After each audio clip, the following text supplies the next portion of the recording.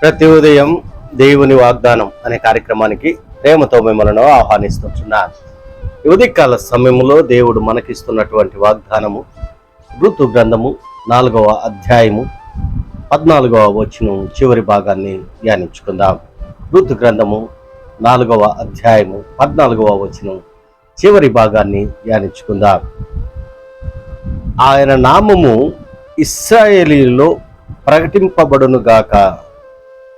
క్రీస్తునందు ప్రియమైన దేవుని బిడ్డలారా, ఈ యొక్క చదువుబడినటువంటి వాక్యభాగంలో మనం గమనించినట్లయితే మరి ఈ యొక్క ఋతు గ్రంథంలో ఋతును గురించి మనం గమనించినట్లయితే ఏ రీతిగా ఋతును దేవుడు ఆశీర్వదించాడు, మూడువారినటువంటి జీవితము, ఒక అన్యురాలైనటువంటి జీవితాన్ని దేవుడు ఎంత ఉన్నతంగా ఆశీర్వదించాడో ఈ యొక్క ఋతు గ్రంథంలో మనం చూడగలం. ఈ యొక్క ఋతు గ్రంథము 4 అధ్యాయాలు, 4 ప్రాముఖ్యమైనటువంటి అంశాలను మనము ఈ యొక్క ఋతు గ్రంథంలో చూడగలం.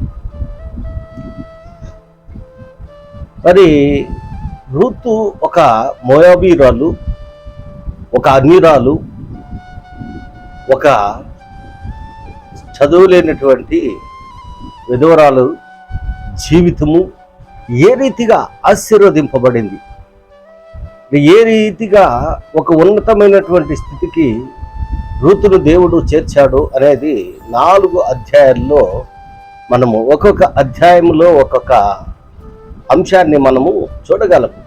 మొదటి అధ్యాయంలో మరి దుఃఖాన్ని చూడగలం, సంతాపాన్ని చూడగలం. మరి ఋతు వివాహం అయిన తర్వాత తన భర్తను కోల్పోయిన విధవరాలుగా ఉంటున్నది. 2వ అధ్యాయంలో తన అత్త అయినటువంటి నయోమికి విధేయురాలుగా, నయోమికి వినయం సపర్య చేస్తున్నటువంటి కోడలుగా ఋతుని 2వ అధ్యాయంలో మనం చూడగలం. 3వ అధ్యాయంలో మరి బోయజు పొలములో పరిగెరుకుంటూ మరి బోయజును వివాహం చేసుకునేటువంటి ఒక సంతోషకరమైనటువంటి మరి సేవ చేస్తున్నటువంటి ఆ ఋతుని 3వ అధ్యాయంలో మనం చూడగలం. 4వ అధ్యాయంలో బోయజు వివాహం చేసుకొని ఒక సంతోషాన్ని మరి చూడగలం. సంతాపము, సేవ, మరి వినుట, పరిచర్య చేత, మరి సంతోషించుట, ఈ 4 ఘట్టాలు 4 అధ్యాయాల్లో విమిడి ఉంటున్నాయి.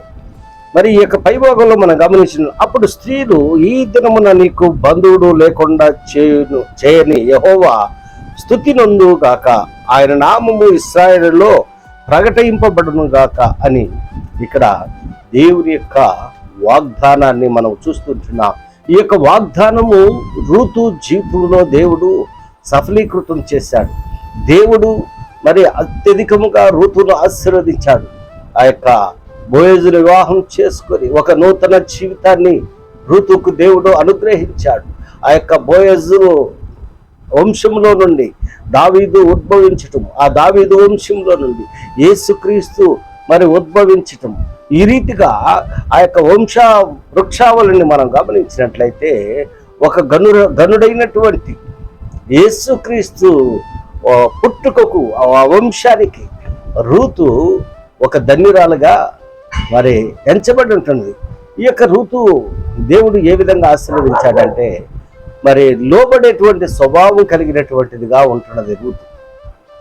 అత్తకు పరిచర్య చేసేటువంటి కోడలుగా ఉంటున్నది. మరి సేవ చేసేటువంటి స్వభావం కలిగినటువంటిదిగా ఋతు ఉంటున్నది.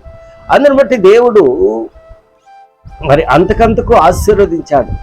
తన ప్రజలను, తన దేశాన్ని, సమస్తాన్ని విడిచిపెట్టి అత్తతో జీవించేదానికి, అత్తతో కలిసి ఉండేదానికి మరి ఋతు నిర్ణయించుకున్నది. క్రీస్తునందు ప్రియమైన దేవుని బిడ్డలారా, మరి తన ప్రజలను, తన దేశాన్ని, తన సమస్తాన్ని వదిలిపెట్టి తన అత్తను అంటి పెట్టుకొని ఉన్నటువంటి ఋతు మరి చెప్తున్నటువంటి గొప్ప మాట నయోమి చెప్తూ ఉంటున్నది.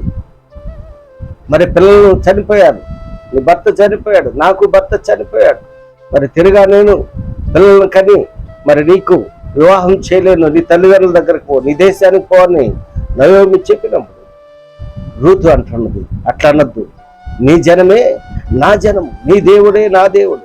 అంత సమర్పణ కలిగినటువంటి మాటలు రూతు మాట్లాడుతుంది. అందుకే దేవుడు రూతును ఆశీర్వదించాడు. క్రీస్తునందు ప్రియమైన దేవుని బిడ్డలారా, ఈ ఉదయకాల సమయంలో ఈ మాటలు వింటున్నది మరి లోబడుట వలన జరిగేటువంటి అద్భుత కార్యాలు, ఆశ్చర్య కార్యాలు మరి రూతు చూసింది.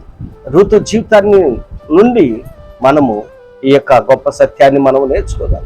మన ఆత్మీయ జీవితంలో కొడక, మన వ్యక్తిగత జీవితంలో కొడక మరి లోబడేటువంటి వారిగా, సేవ చేసేటువంటి వారిగా ఉన్నప్పుడు దేవుడు మనల్ని హెచ్చిస్తాడని ఈ కొద్ది మాటల ద్వారా నేను హెచ్చరిక చేస్తుంటాను. దేవుడి యొక్క మాటలను మీకును మీ కుటుంబాలకు ఆశీర్వాదకరంగా దేవుడు మార్చును గాక.